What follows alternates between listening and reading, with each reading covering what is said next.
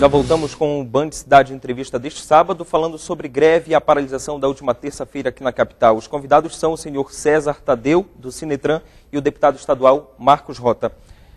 Ainda há pouco a gente foi para o intervalo dizendo que os grevistas disseram que as empresas não estão pagando os direitos deles. Isso existe ou não?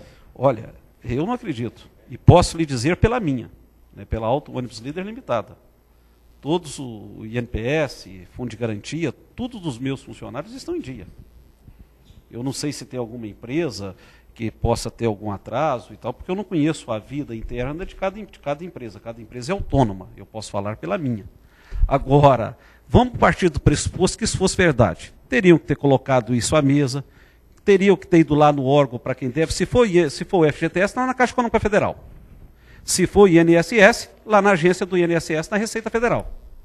Até porque não cabe o empregado cobrar isso. Quem tem que cobrar, se for INSS, através da fiscalização do Ministério do Trabalho, a Caixa cobra. Então foi infantil. Se for INSS, através da fiscalização conjunta da Receita Federal. Até porque também tem aí os planos de parcelamento, refis e tudo mais, que é um direito legal do empresário. Quer dizer, não compete ao trabalhador, isso não é verba que vai no contra-cheque dele. Diretor, então foi infantil a atitude dessa manifestação? Olha, ela é muito mais do que infantil. Ela feriu todos os ditames legais. E tudo aquilo que está fora da lei não pode ser admitido no Estado Democrático de Direito. E não se tem notícia de outra... Eu andei pesquisando. Não se tem. Não se tem notícia de outra cidade do Brasil onde aconteceu isso. E se na próxima semana acontecer, deputado, a greve que eles estão prometendo para paralisar novamente Manaus? Como punir? Não, aí eu entendo. Acho que os poderes constituídos de Manaus, a Polícia Militar, a Justiça do Trabalho, a Procuradoria-Geral do Trabalho, aonde está tendo reuniões, a Prefeitura, também né, a Promotoria de Defesa do Consumidor, a Delegacia de Defesa do Consumidor. Então, eu não acredito, eu acho que essa declaração dessa pessoa, eu quero acreditar que ela foi feita num ímpeto, num momento de emoção, num ímpeto ali, talvez no meio da turma, porque você sabe quando se inflama uma turma de pessoas, as pessoas se exaltam, e cada pessoa reage de uma forma. Às vezes falta o bom senso, depois a pessoa cai na real. Eu não acredito que com a liminar que esteja aí, as pessoas vão pensarem, estão sendo alertadas, está havendo reuniões, há processos, há inquéritos investigando a responsabilidade disso, porque isso vai ter um desfecho. A sociedade vai receber uma resposta do poder de polícia do Estado e das instituições, por que isso aconteceu, quem são os responsáveis por isso? Não tenha dúvida disso. Mas agora, os poderes constituídos devem à coletividade. Diretor, agora a grande dúvida que fica, deputado, também é a questão da punição. Como eles serão punidos, já que são uma classe que já foi um dia mais organizada, porém hoje, mesmo com a falta de organização, é muito unida? O Ministério Público, através da doutora Sheila Andrade, que é a promotora de defesa do consumidor da promotoria do Ministério Público, abriu o inquérito civil para exatamente coletar todas essas informações. É como se fosse um serviço de inteligência que está sendo monitorado pelo Ministério Público Federal. Identificando os culpados, eu não tenho dúvida alguma de que o Ministério Público, através da doutora Sheila, vai ingressar na Justiça com uma ação civil pública, aí sim pedindo punição aos culpados. Eu não quero acreditar que essas pessoas que viram o mal que fizeram a uma cidade como a cidade de Manaus, vão ousar a fazê-lo novamente. Mas onde é que entra agora nossas autoridades que a gente acredita sempre? Vereadores e deputados, no caso. Olha, essa é uma questão municipal, né? A Assembleia participa das discussões do transporte coletivo, porque nós, deputados estaduais, aprovamos a redução de ICMS no óleo diesel que abastece as empresas do sistema de transporte coletivo.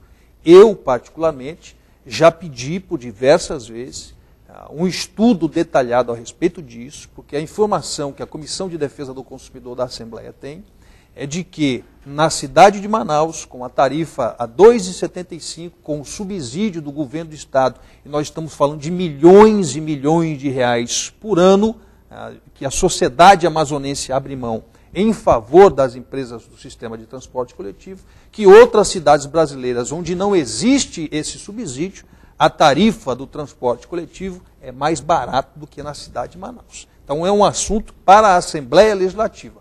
Mesmo sendo da esfera municipal, eu creio e tenho uma opinião formada a respeito disso, de que tudo isso que está acontecendo na cidade de Manaus é reflexo da perda do controle por parte da Prefeitura. A Prefeitura, nos últimos anos, vem agindo com muita fraqueza no controle, no gerenciamento do sistema de transporte coletivo de Manaus. Diretor, a gente tem conhecimento que um sindicato, como é o Sindicato dos Rodoviários, movimenta cerca de R$800 mil por mês. A briga por essa direção do sindicato, estaria nesse âmbito também, de querer tomar o poder da máquina? Eu acho que eles movimentam essa cifra toda. Lógico que é uma cifra alta. Agora, eu não poderia fazer uma afirmação dessa, né? Agora, o que eu posso dizer isso vai caber ao Poder Judiciário. Dizer à promotoria, os delegados que estão investigando, dizer quem é o culpado e oferecer essas competentes denúncias, seja no inquérito civil público e nas ações criminais, né? Como diz o deputado, a cidade... Agora, nós temos que dizer o seguinte, nós não podemos culpar a Prefeitura, eu discordo, deputado, porque o trabalho feito pelo prefeito Amozonino Mendes para melhorar... Isso aqui estava um transporte falido. A Prefeitura ela tem um serviço de inteligência que falhou. A Prefeitura tem eu não um sei serviço como é que pago isso foi, com recurso público de inteligência para identificar isso. Até como uma pessoa que já fui secretário municipal, né, em Minas Gerais e Uberaba, não vejo como culpar a Prefeitura. Por exemplo, o deputado tocou na questão do ICMS do diesel. Esse benefício, deputado, é só pegar a planilha de custo. Não precisa de melhores estudos. Ele é dado à população. O preço do óleo diesel está na licitação, isso foi discutido e tal. O preço do óleo diesel colocado na planilha de custo é sem o ICMS. Ele não é benefício para a empresa, ele é benefício no custo da tarifa. Então nós podemos retirar isso, a Assembleia pode revogar. Aí você vai recalcular a tarifa. É muito simples, se o senhor pegar lá a tarifa, a planilha de custo, o senhor tira o preço do óleo diesel sem o ICMS, coloca o ICMS e vê para quanto vai a tarifa. Mas se não tiver isenção do ICMS, para quanto vai a tarifa em Manaus? É só que tem que fazer o cálculo. Mas hoje nós temos em 2,75. Se eu tivesse... O senhor acha que ia para R$3? Ou um pouco mais ou um pouco menos. Mas onde nós temos tarifa de R$3 no Brasil? Tem em vários lugares do Brasil. Rio de Janeiro, São Paulo, temos... Eu vou dizer para o senhor, Limeira. Agora, o senhor está esquecendo que em Manaus hoje nós temos a frota mais nova do Brasil. Você tem uma ideia? Você vai hoje, eu levo o senhor comigo. Mas hoje, nós estamos falando de hoje, mas a população paga ônibus velho há décadas na cidade de Manaus. A tarifa só começou a cobrar e há muitos anos paga uma tarifa alta para andar em ônibus velhos, em ônibus que pregam pelas ruas da cidade de Manaus. Se o senhor tem uma ideia hoje, eu levo o senhor. Em ônibus que chove mais dentro do que fora. E por aí vai. Eu convido ao senhor... Diretor. Não, eu tenho que responder. Vamos lá, então termine que a gente volta para a greve. Eu levo o senhor hoje a São Paulo, na Avenida Paulista, e lhe provo que o ônibus 2005, que saiu de Manaus agora no final do ano, está circulando em São Paulo, onde a tarifa é R$3,30. E está emplacado em Manaus ainda. Eu lhe digo porque eu mandei, eu cedi os ônibus para lá. Bom, se é para a gente fugir um pouco do assunto, aqui, por exemplo, nós tivemos empresas que ele representa, que pegaram recurso público e maquiaram ônibus na cidade de Manaus. Pegaram recursos públicos, financiamento público, maquiaram os ônibus, e isso foi, inclusive, base de operação da Polícia Federal. Então, o sistema de transporte coletivo, ele precisa de quê? De gerenciamento por parte da Prefeitura. A Prefeitura tem a obrigação de gerenciar e gerenciar bem o sistema de transporte coletivo. E não é no final de uma gestão, no final de uma administração municipal, que agora se vem com esta informação de que a tarifa é R$2,75, porque nós temos a tarifa mais, a frota mais nova do país. Quantos e quantos anos o cidadão, o consumidor do transporte coletivo, passou andando em ônibus velho na cidade de Manaus, pregando pelas ruas da cidade de Manaus e pagando uma tarifa alta? Pois é, mas aí não se pode só para encerrar, diretor. A série de problemas não se pode culpar a administração que está aí. Quando se fala de anos e anos, mas a o senhor administração nunca vai culpar a administração, porque o senhor é ligado à administração. Nós não somos. Na minha vida pública, ela encerrou em 1994. Né? Agora, nós temos que ser verdadeiros.